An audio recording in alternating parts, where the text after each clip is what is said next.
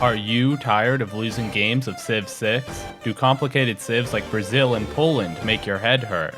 Well, look no further than Persia. With a better balanced game mod, this civ practically plays itself. Extra trade route capacity, extra yields on internal traders, a combat bonus for doing literally nothing. It's just a bunch of rewards for playing in the most conventional way possible. However, don't let that fool you, there are plenty of tricks that separate the good Persia players from the truly great ones. Welcome to the Persia Civ Spotlight for multiplayer Civ 6 with the better balanced game mod. The first thing to know about this civ is that it comes in two flavors, Nader Shah and Cyrus. Nader Shah gains science on internal trade routes, while Cyrus gains culture on them. Simple enough. In free-for-all games, Cyrus is generally a bit better on account of culture giving higher value in the early game, so that's what we'll be playing today. We go for a straightforward opener of 2 scouts followed by 3 straight settlers in our capital. Afterwards, it's commercial uptime, as every city lays down its trade districts so that we can get some extra trade route capacity and earn some more benefits from our civ bonuses. We spend our first governor title on Old Reliable, Magnus. While other civs may consider going for Moksha instead for the culture he grants on internal trade routes, that culture simply feels redundant when playing as the leader Cyrus. Here, the extra production we gain from Magnus is more valuable. However, the era is coming to a close soon, and we're nowhere near getting a golden age. Fear not, as the newest patch for the better balanced game mod made the threshold for earning a dark age more generous, and we can deliberately avoid era score to aim for that instead. Now, we can abuse the Dark Age policy card of isolationism for 2 extra food and production on all internal trade routes, which synergizes beautifully with the extra trade route capacity Persia gains upon reaching the political philosophy civic. A Dark Age isn't the only way to play the civ, of course. If we had instead earned a Golden Age, we would have simply gone for the Pen, Brush, and Voice Golden Age dedication for some extra culture to reach the all-important feudalism civic faster. Since we did get a Dark Age though, we need to generate culture the old-fashioned way. Thankfully, our unique tile improvement, the Paridesa, comes to the rescue here. This tile improvement grants extra culture for being adjacent to the city center, giving us the culture we need to make it through the early game. Did you know, Paridesas, also known as Paradise Gardens, were beautiful, symmetrical gardens that were built around ponds or water fountains. With these, the Persians were able to construct artificial oases even in desolate lands, a testament to a time when humanity actually valued nature instead of desecrating it in the horrible ways we do now. Fast forwarding a bit and we finally unlock the feudalism civic.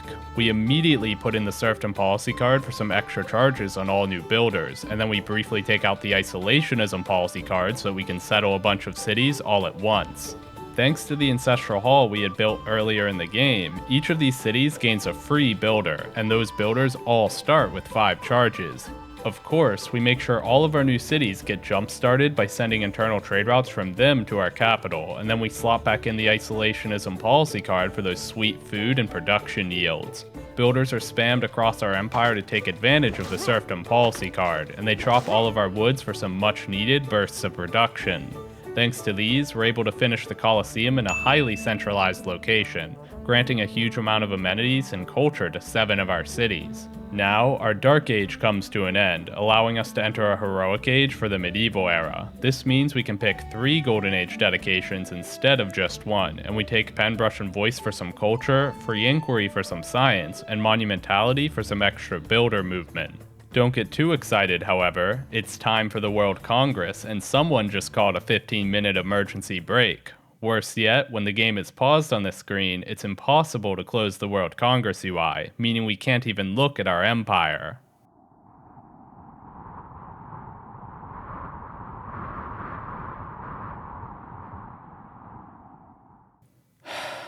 What led me to this point in my life? I could have played almost anything else and I wouldn't have had to put up with pauses like this. Was I wrong to try playing competitive multiplayer Civ 6? And with that, the pause is finally over, and it's time to start setting up our industrial zones. Remember, these districts gain +2 adjacency from aqueducts, so to take advantage of this, our cities were deliberately settled to get some juicy inner-city district setups. Once these are finished, our empire will come roaring to life. But watch out, a nefarious Mongolian Keshig has appeared on our border. Did you know Genghis Khan is said to have fathered more children than any other man who ever lived? Because of this, there's no way he had the time in his day to be around for his kids when they needed him most. In this way, he's a lot like my own father, who was arrested when I was 8 years old. In hindsight, that's probably where everything in my life really started to go downhill. My mom wasn't ready for the responsibility of raising 3 kids on her own, but she still did her best. Unfortunately, the stress of it all made her smoking habit way worse. Flash forward 15 years and it all finally caught up to her in the form of a cancer diagnosis. Ultimately, she didn't make it, leaving me with no parents in my life at the meager age of 24 years old. I took the life insurance payout I received as an opportunity to take a hiatus from software development and started a YouTube channel. I could have gone in any number of directions with the channel, seeing as how I was a top-ranked player in multiple competitive games. However, for some godforsaken reason, I decided to make the channel about Sid Meier's Civilization 6. Biggest mistake of my life. The games are too long, the netcode is super unstable, and the randomness is way too high. Nearly 1 in 3 games are scrapped due to rampant desyncs and technical difficulties, and the simultaneous turn setting in multiplayer was clearly a janky last-minute addition to the game. In retrospect, it's obvious that Civ 6 multiplayer wasn't meant to be taken seriously. Oh, don't even get me started on the community. I did so much to grow CPL, promoting it in all of my videos and making guides to get people into the game. I even served as a moderator and carried the server's public relations single-handedly through the worst cheating scandal the community had ever seen. So, how did they repay me? By stabbing me in the back to protect even more cheaters. So, I've been playing in my own community Discord server instead of in CPL, but it's just not the same. In a last-ditch effort to save multiplayer Civ 6, I joined together with a team of people to work on a new Discord server that could serve as an alternative to CPL, complete with its own rules and rank system. But what do you know? The guy who had created the new Discord server and was in charge of creating the bots went completely radio silent. After a month with no communication, the rest of the team and I performed a coup d'etat and brought on a new guy to create all the bots and a rank system backend for the server. Surely this time they won't mess it up. Meanwhile, in the middle of this whole mess, I decided to make a video about something else I'm passionate about, anime. At first, the reception was fine enough until some clueless AniTuber named Taxxon made the most inane response video of all time. Half the points he makes in his video were so predictable and weak that I preemptively addressed them in my original video. Of course I did, because this is the thing that persuasive essays are supposed to do, addressing obvious counterarguments. Taxxon wouldn't know that, however. His videos are the definition of preaching to the choir, consisting merely of a bunch of claims strung together without any justifications. Actual analysis is a lost art, and now YouTubers just jerk off their audiences by telling them whatever they want to hear. Maybe that's what I should do, right? Make videos where I gargle my viewers' balls as I tell them how cool they are for liking multiplayer Civ. 1 million more Civ spotlights coming up.